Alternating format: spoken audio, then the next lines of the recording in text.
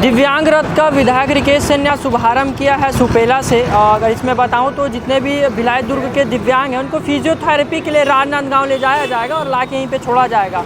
कहीं ना कहीं बहुत बड़ी सौगात है दिव्यांगों के लिए। हमारे साथ संस्था के कुछ लोग हैं, उनसे बात करेंगे। क्या नाम है आपका? नितिन देवांगन। ये हमारी संस्था सेंट्रल गवर्नमेंट की संस्था है जो ठाकुरटोला में स्थित है, जी रोड में ही, मेन रोड में ही है।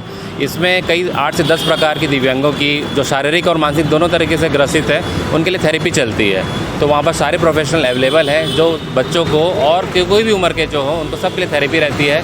तो ये अभी बस सेवा हम लोगों ने चालू करी है जो दुर्ग, भिलाई और राजनांदगांव और आसपास जितने भी जिले हैं उस बस में बच्चे आ सकते हैं और थेरेपी ले सकते हैं और वापस उनको लाके यहाँ पर छोड़ा जाएगा।